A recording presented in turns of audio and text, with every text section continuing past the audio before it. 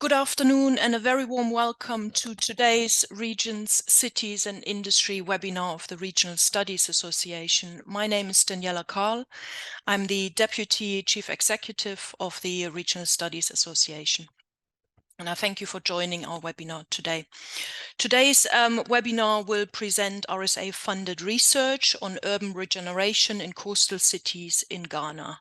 And before we start, I'd like to present some insights on the work of the RSA in case you're new to the association. So the RSA is a global network for regional and urban research, development and policy. We're interdisciplinary. Our members come currently from 80 different countries, from different subjects and research themes. We also have planners and practitioners amongst the membership and policymakers. We are, as I said, a global organization. We fund research. I will talk about this later on. We do conferences and events, including this webinar series, which is free to attend for anyone, but you will find more information on other webinars and conferences on our website. We have a number of networks that we support, research networks, but also general networks where members in different career stages come together. We have a very wide portfolio, publishing portfolio. We currently have 6 journals. We have 2 book series. We have a blog and we have an online magazine as platforms to publish research in. We also provide knowledge mobilization and policy engagement, particularly with our European Foundation, RSA Europe. We do quite a bit of capacity building with conferences, training, and so on. So this is a quick overview of the work of the RSA. Regarding grant schemes, we have grant schemes for different career stages. So, for example, we have the Early Career Research Grant Scheme, which is for researchers within the first 5 years after finishing their PhD. That the next deadline for this is on the 13th of May. If you're considering applying for this, you can find more information on the RSA website or by simply scanning the QR code on this slide. The next grant scheme is the membership grant scheme. This is the grant scheme that supported this particular research we will hear about today. So this is for individual members, mid-career members, in the RSA, and again also the deadline for the next round is the 13th of May. Again, more information via the website or this QR code. Fellowship research grants are for established researchers who are RSA fellows. You can become an RSA fellow by being active amongst the community for at least 5 years. Then you're awarded fellowship status and you can apply. Also for this one, the application deadline is on the 13th of May. More information on the QR code or on the website. Slightly different grant scheme, the next one, it's a travel grant scheme. This can be helpful if you want to attend a conference. This needs to be a non-RSA conference or event, and can provide financial support to your travel expenses. There are 2 deadlines each year. The next one is on the 16th of May, and then the second one this year is on the 19th of September. Again, more information on the website or via the QR code. These 2 grant schemes are for groups of researchers. So if you have a network already, a small group of researchers who are interested in a certain topic, then this grant scheme might be of interest. The funding is used to bring people together, so to organize a conference or a webinar series or meetings. The expenses of these meetings are covered with this grant scheme. And then we have the Policy Expo grant scheme, which is aiming to address policy relevant questions. The there are two deliverables from this grant scheme. One is a short form book, and the other one is an open access article, and the funding is used for this, but also to arrange focus groups and anything needed to run the research, to gain the results. There's currently no deadline announced yet, but it might be later in the year. So watch this space. We also do awards. We have excellence awards for recent master students. We have awards for current PhD students, and we have awards for early career researchers. They are given once a year. The 2024 deadline just expired, so usually it's around April when this deadline is, and it's well worth applying. Other webinar series we currently run, well, RSA runs 4 webinar series, and RSA Europe has 1 webinar series at the moment. So the RSA has the Region Cities Industry webinar series, which is this one, the International Hour, where we highlight regional research or regional policy developments around the world amongst our network. Then we have the City and Regional Sustainability Transition webinar series. This is a mouthful. Also very popular webinar series, and our professional development webinar series, which runs monthly and provides a variety of sessions, professional development topics, focusing on those that can be publishing, applying for jobs, interviews, how to prepare for interviews. Yeah, it's a very wide variety of topics that this this webinar series covers, so well worth checking out. They're all freely available to join sessions for anyone. You don't need to be an RSA member for this. If you want to watch the recordings, then you would need to be a member. This is the professional development webinar series, just to give you an overview of the areas that are covered. So we have several sessions. We have had several sessions on academic writing and publishing, engaging with policymakers, presentation skills, career development, research methods. We covered a number of those.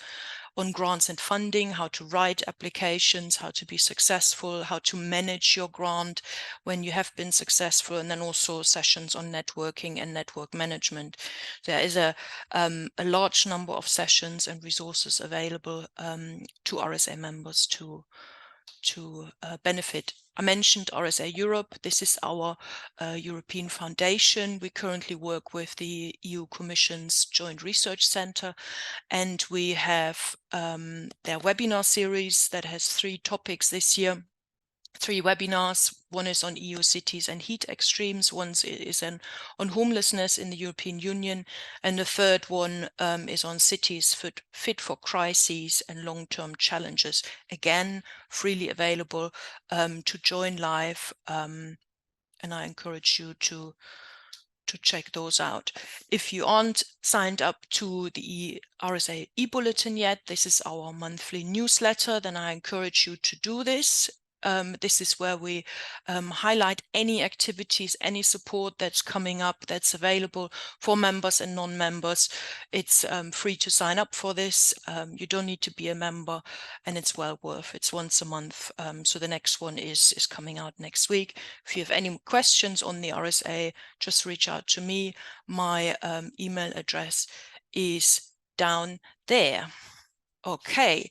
I've been asked to do some housekeeping before we start.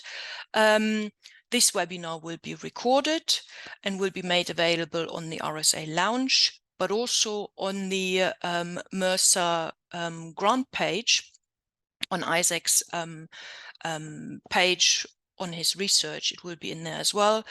If you have questions, please put them in the Q&A box, which you can see on the bottom of the screen. Let us know where you join us from today in the chat box. It's always nice to hear where people come from when they join our webinars. And in case you are on X, please use the hashtag RSA webinar to tweet about the event. Okay, well, this is me, and I shall now hand over to the chair of today's session, Theo Mugiraneza. I hope I pronounced that correctly. Theo is from the Cadasta Foundation, which is based in the US, and he's also a lecturer at the University of Rwanda, and will chair today's session. Theo, a warm welcome to you, and the floor is yours. Thank you, Daniela, for giving me the floor, and thank you for all the organizers of this webinar. As highlighted by Daniela, my name is Theo Mugiraneza. I'm working for Cadasta Foundation. Cadasta is a global organization just dealing with securing the land rights, especially for indigenous people, especially in the tropical region, from Latin America to Asia. And I have been a lecturer for the university I'm a still lecturer for 16 years. I hope this webinar is in line with what I'm doing. And without just wasting time, I will be chairing this session. We will follow a number of protocols. First, we will just hear from the speaker who will be presenting. And then after that, we will just have like the session for question and answers and comments and having a new insight of the topic of today. Our interest today, we are just following a topic entitled Urban Regeneration in Coastal Cities, proposing a strategy for revitalizing old and historic building in the Sekondi-Takoradi Metropolitan area, Ghana. So our speaker is Isaac Kwamena Arthur. First, let's introduce to you who is Isaac. Isaac Arthur currently works at the Department of Geography and Resource Development, University of Ghana. He is a multidisciplinary researcher and is interested in urban planning and development, qualitative social research. Also, he has some experience in economy, innovation and entrepreneurship in raw and raw food-related enterprise, migration in conflict zone, informal settlement, effects of urban heat islands on urban agriculture, and urban governing studies. I think you will learn much more, Isaac, through his presentation and the exciting topic of today. And without wasting time, I give the floor to our main speaker, Isaac. You will have around 25 minutes for presentation, followed by the question and answer. And I wish you good luck for the presentation. And I hope our today's webinar will be very much interactive and dynamic. Isaac, over to you. Thank you, Mr. Chair. First of all, let me share my slide. All right. Good afternoon to everyone.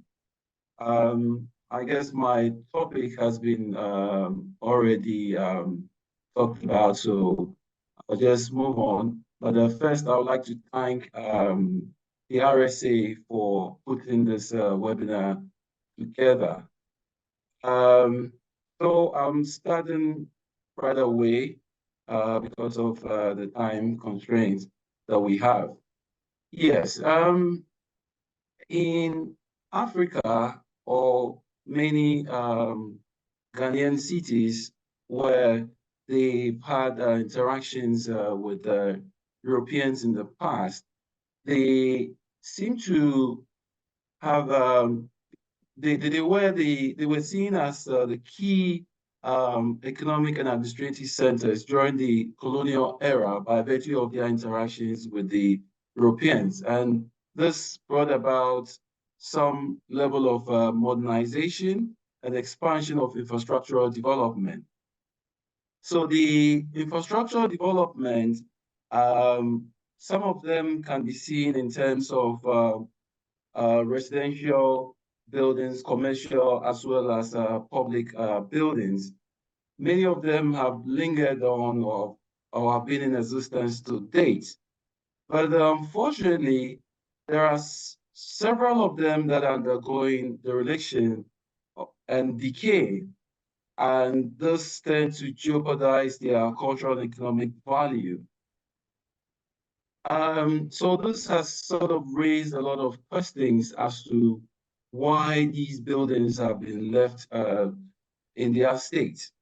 You know, and existing studies have stressed on the importance of preserving and adaptive reuse of such buildings to guarantee their sustainability or sustainable development. In fact, this is not only something that have been talked about in the existing literature. We have organizations such as UNESCO and other organizations alike who have also added their voice to this phenomenon. And given these situations, a lot of countries have heeded to this call to maintain these buildings, and by virtue of that, have gained a lot of economic capital by valorizing these buildings, and you know, made a lot of gains from it. But when it comes to the Ghanaian case, most cities have not explored the benefits of revitalizing or giving any adaptive reuse to these derelict and decaying old buildings. So the efforts to utilize such buildings, to be honest, for us to sort of understand the usefulness of these buildings, we need to understand the factors that underpin the relictions of these buildings. I mean, the reasons why these buildings are undergoing decay. In fact, this is something that is not new, because there are a lot of literature that have spelled out reasons for buildings that are undergoing decay. But there seems to be a gap in the Ghanaian case where a lot have not been written about. Also, given the environmental, socioeconomic differences in Africa and other areas, it is imperative for us to understand the African situation so that we can nuance our understanding of why this phenomenon is occurring. So, based on this concerns, the objectives of this presentation is to explore the drivers of derelict or neglected buildings that are undergoing decay in a Ghanaian city called Sekondi. And I'll give you details about this city later. And then also to examine stakeholders' proposed strategy for regeneration and adaptive use of old and historic buildings. So now I'm going to move into the state of the art, go into the literature. Indeed, the drivers or causes of neglected and decaying buildings vary. They are typically a combination of social, economic, natural, and environmental factors.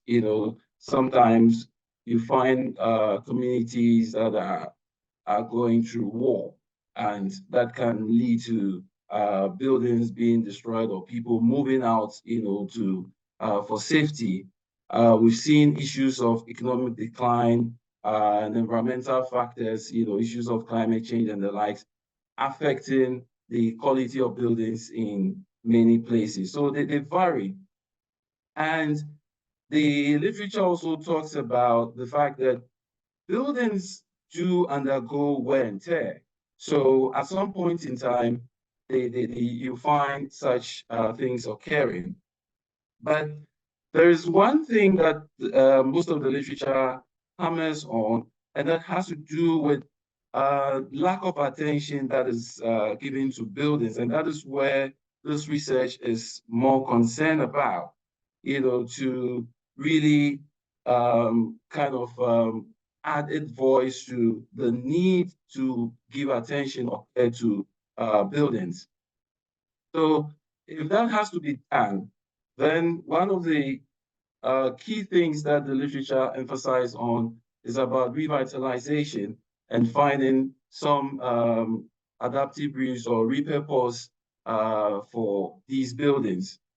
So the quest for revitalization of historic and old buildings is actually well documented in the literature, but then there appears to be spatial variations in terms of the approach to which this focuses on. So if you take the European context, there are a lot of policies that are used progressively to encourage the revitalization of existing buildings to improve their material and non-material resource efficiency.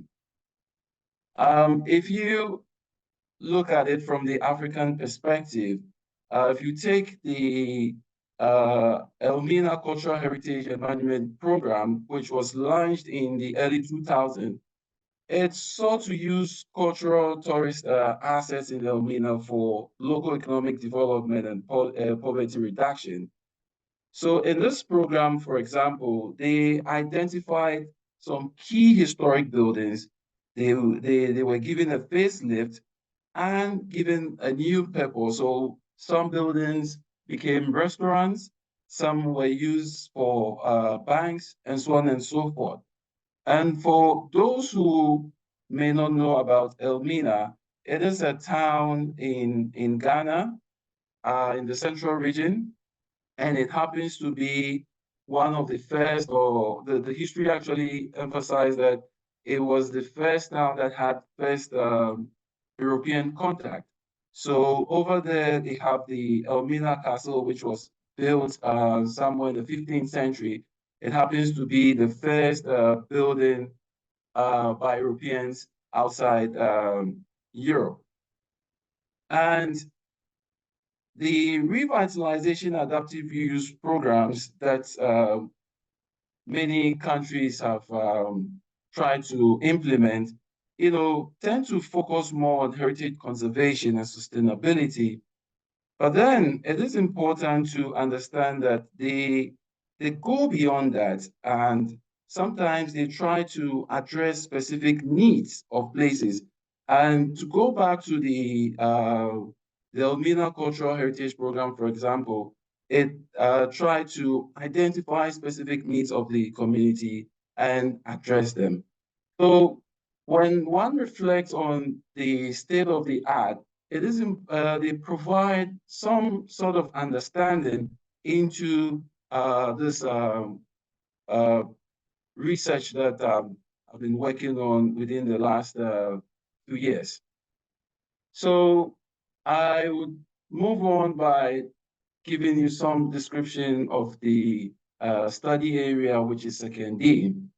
Sekondi began or was originally a fishing community located in the southwestern part of Ghana. So you can see the map of Ghana with Sekondi on the side.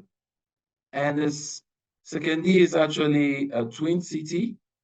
So it is located 8 kilometers northwest of its twin sister city, which is Takoradi.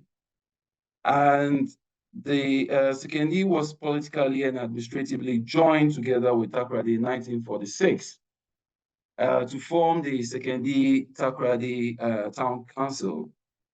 And Sekondi was made the capital. And by the 1960s, the Sekondi-Takoradi was elevated to metropolitan status. So today it is a metropolitan area, which covers an area of 191.7 kilometers square. And it is the capital of the western region of Ghana and the most urbanized. But for purposes of decentralization and administrative reasons, the area, which is Sekondi-Takoradi, has been divided into sub-metros. So today we have the Sekondi Metro, we have the Esikado, Katan Metro, Kwesiminti Metro, and the Takoradi Metro area. But then this study focused more on the Sekondi area. And Sekondi has a population of 54,722. And this is based on the recent census data.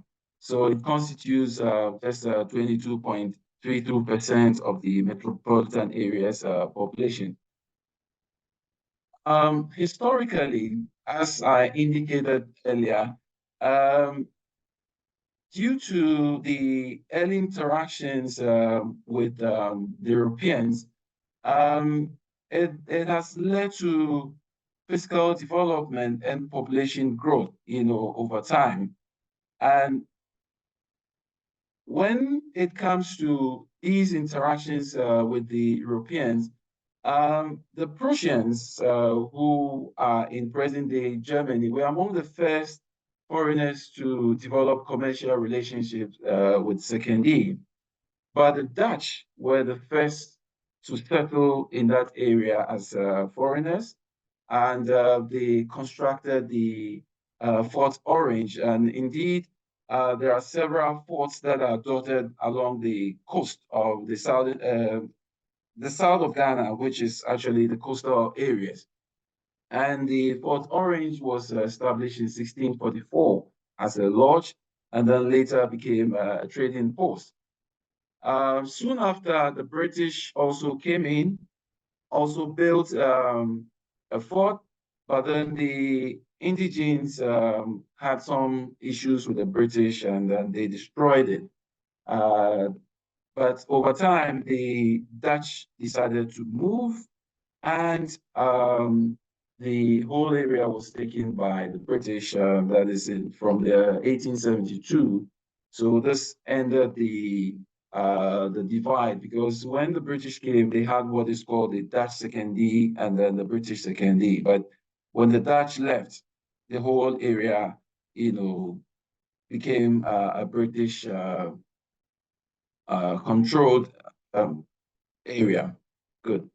So over time, Sekondi became an important area in terms of transport. And with regards to transport, we had the railway and maritime became another important trading area, because there was a safe harbor which served as the gateway to Europe and other parts of the world where a lot of goods were shipped from. There were a lot of commercial activities, and it also served as an administrative hub for the British colonial administration.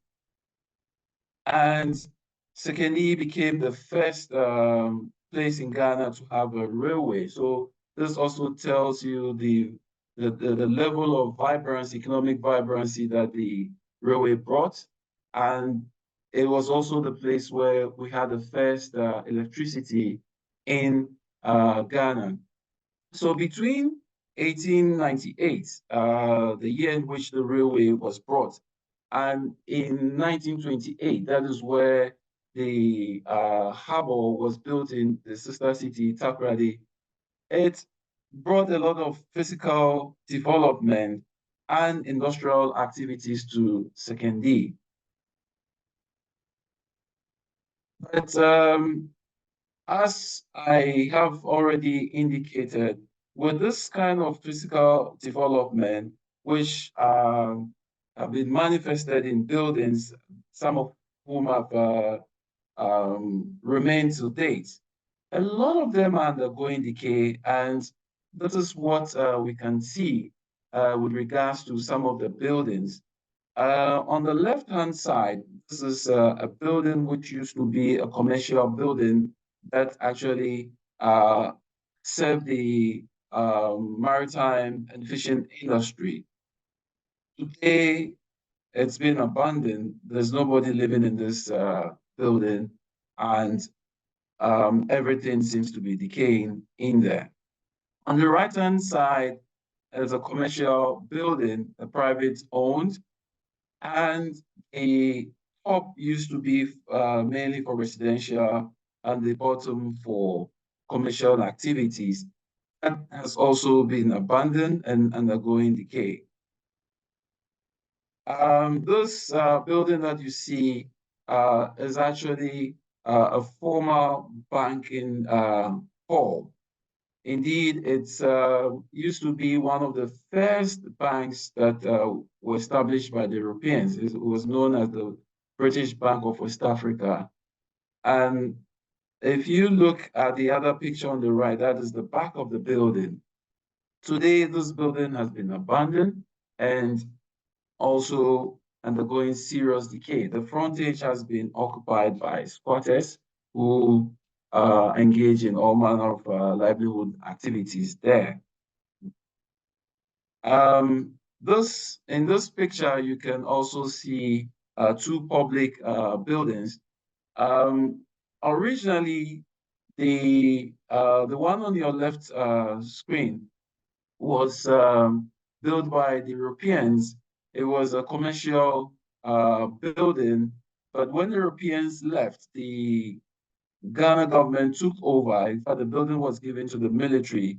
So at some point in time, the military personnel lived in this building, but somewhere in the late 1980s, it caught fire and has been left in its state.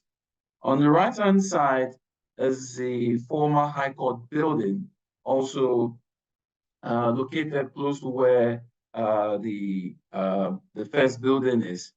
And in my engagement with the people, in fact, the structural integrity tests have been made on this building, which means that it is something that can actually be refurbished and utilized, but it has been left in this state, raising concerns about the nature of buildings within the Sekondi. In this photo, you can also see a building which was originally owned by a very prominent lawyer in the city. Today, the top part of the building has been left and undergoing decay. On the right-hand side, it's supposed to be a church building. It happens to be one of the early churches in the city. But today, this building has also been left. Part of it have been raised down and also raising concern. In fact, there are reports of it becoming a den for criminals. Some of them go around these buildings and sometimes engage in illicit activities. Good. So having seen all these things, it raised questions as to why do we have these situations, and then how can we actually address them? So for the research design, it is actually grounded in qualitative approach.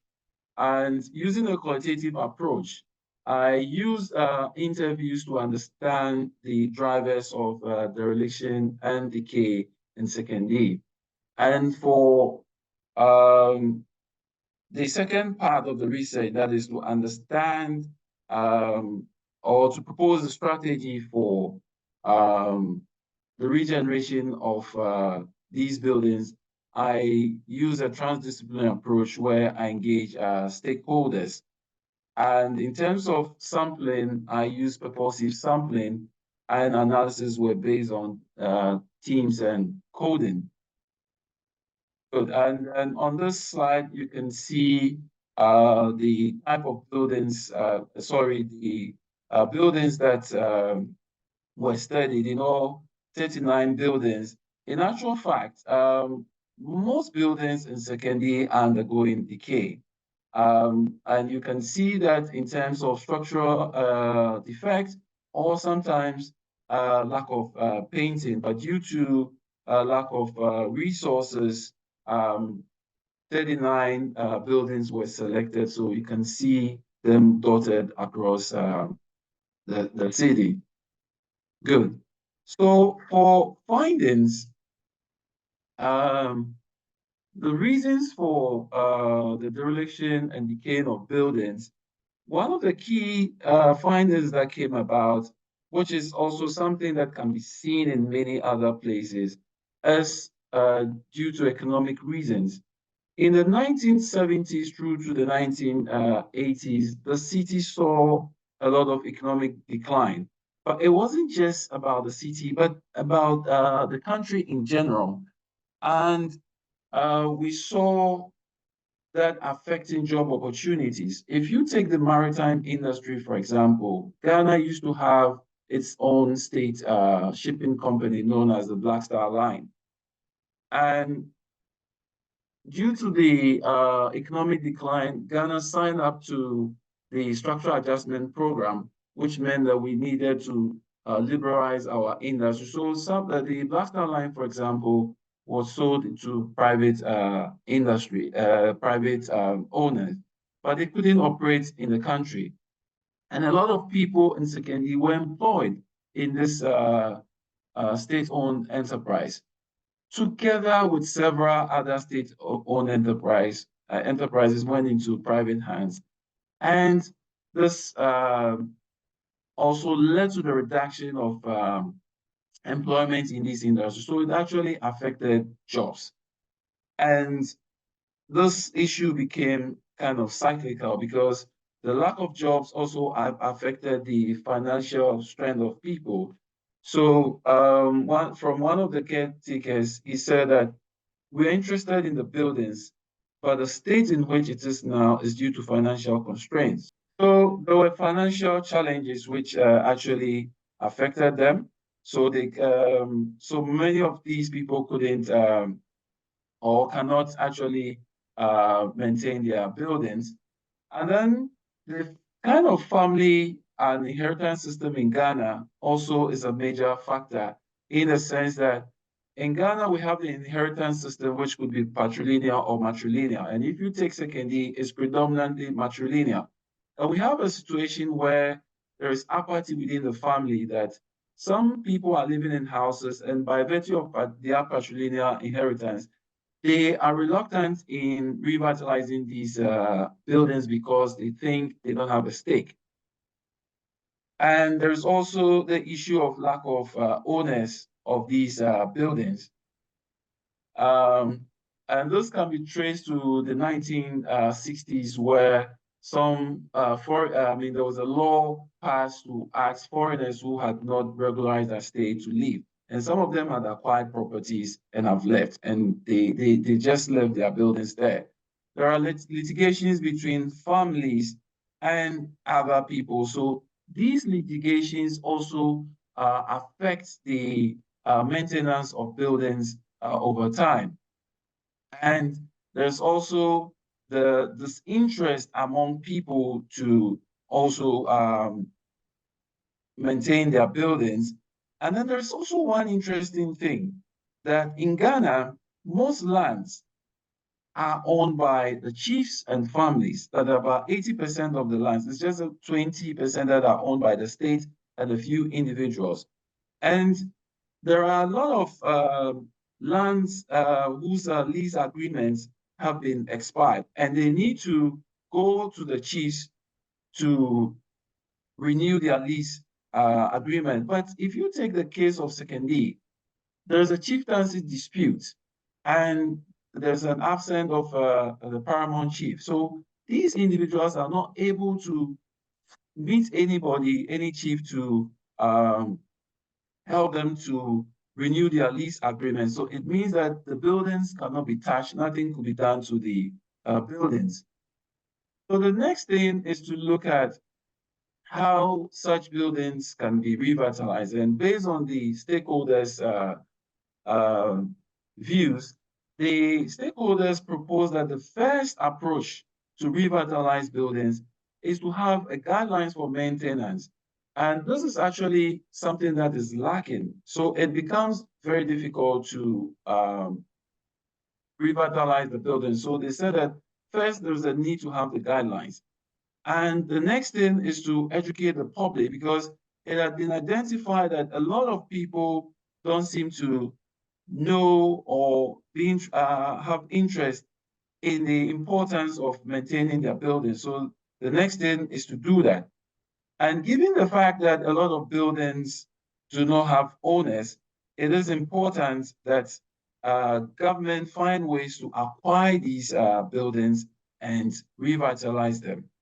The next thing too is that due to the financial constraint, they proposed that there's a need for owners to engage in partnership agreement with investors and use them for a while and transfer the buildings back to their original owners. So they have the build, operate, and transfer.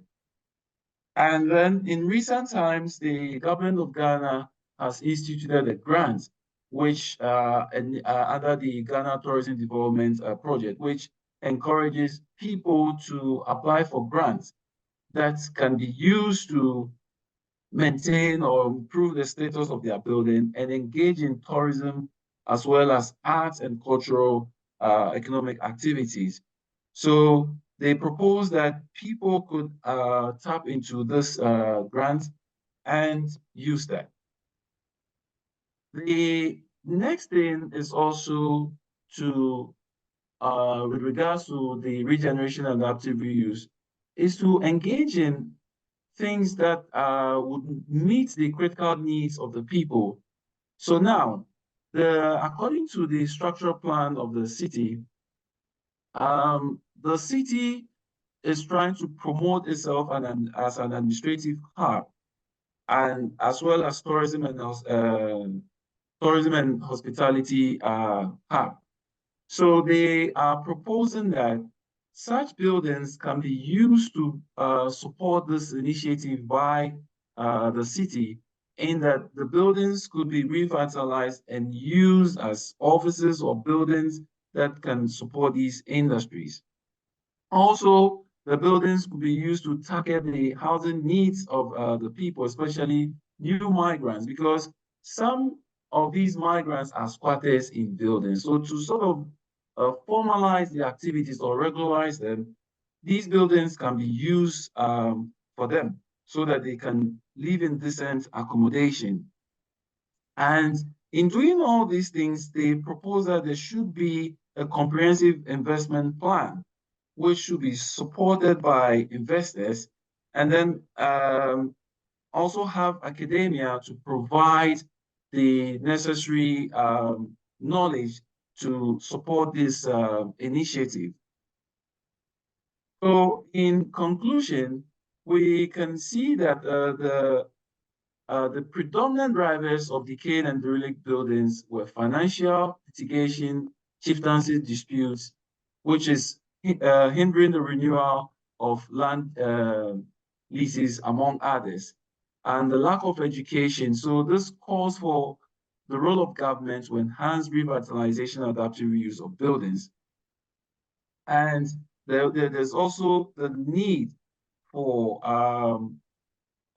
policies that are aimed at addressing the housing needs of the community.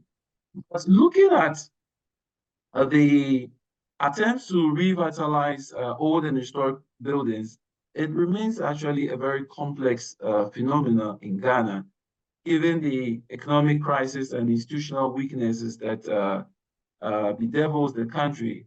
So in all, there's supposed to be an intentional policy aimed at addressing the issues, and in doing so, it will go a long way to promote urban socio-economic development. Thank you. Thank you, Isaac, for vibrant presentation.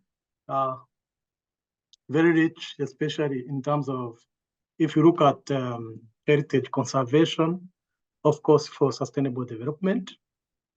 Yeah, it's really a good insight to have this type of research. And myself, I'm aware that Ghana is having like a rich history and preservation of these buildings and other historical sites is really worthwhile. So I'm now opening the floor to the attendee, and then they will drop their questions in the question and answer box. And Isaac will be trying to make comments on all provided questions. I hope, Isaac, you are ready. Yeah, I see one dropped question. It's dropped by Paddy Taiman. I'm sorry to pronounce your name. Maybe it's correct, but the question is like, I'm interested in finding out more about the ownership of the buildings. Are these mainly owned by locals, or are they also foreign investors who have purchased this? While waiting for other questions, maybe we give the floor to Isaac to react on this question. Isaac, over to you. Yes, thank you. Well, most of the buildings are owned by private individuals, families. There are also a few that are owned by the state, and there are a few more that are also owned by private organizations. So when you lump them together, you can say it's both private and state. Are there any other questions? Yeah, I see the next question. Joe Baker asked, in your research, have you found any examples of how metropolitan areas have been successfully revitalized? Please, the question again. In your research, have you found any examples of how metropolitan areas have been successfully revitalized?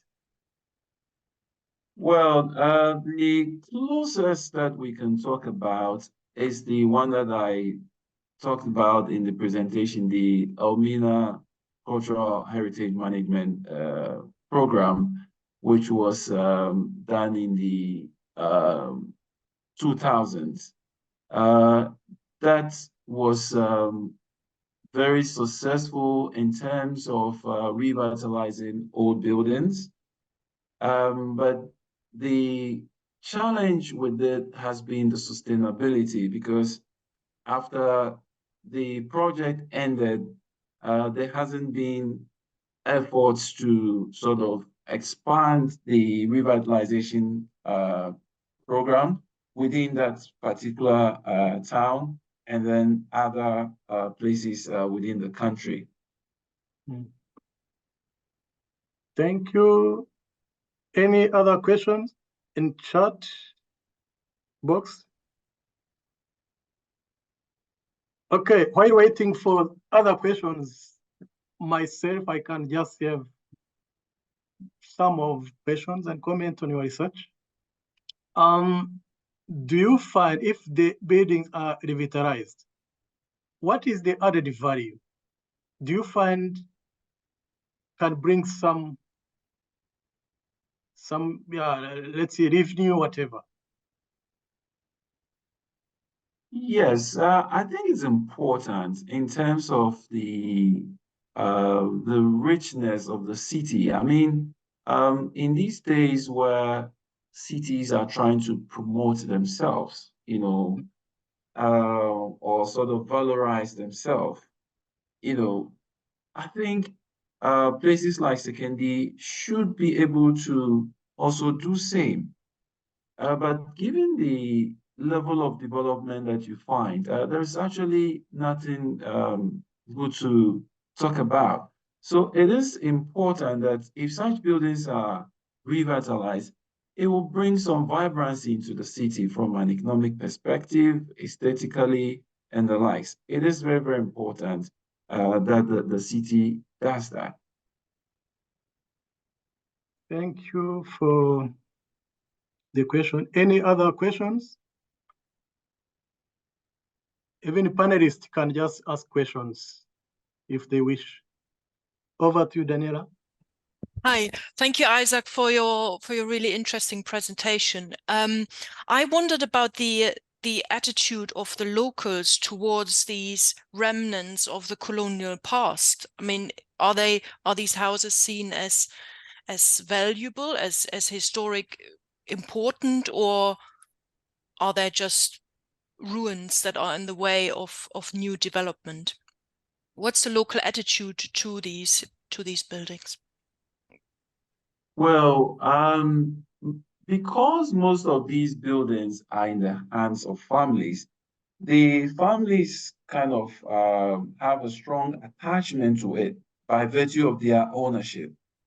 But beyond that, there's no interest to actually maintain these buildings.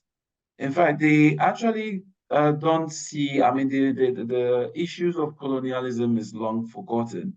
You know, what they care more about is the ownership, right? Because you find a building that's has been abandoned, but if you make any efforts to go in there to start any development, somebody will just approach you to ask you what you're doing there, right? So it's just the ownership that matters to them, but the maintenance is nobody's business. And I guess the financial aspect is key, that if people had the money, they would actually do some renovations to the buildings. Okay, thank you. There you go. Warm welcome. While waiting for other comments, maybe, yeah, as a researcher and lecturer, maybe I can ask Isaac, your methodology, you have used like purposive sampling. How confident are you in the type of the quality of the information collected through interview?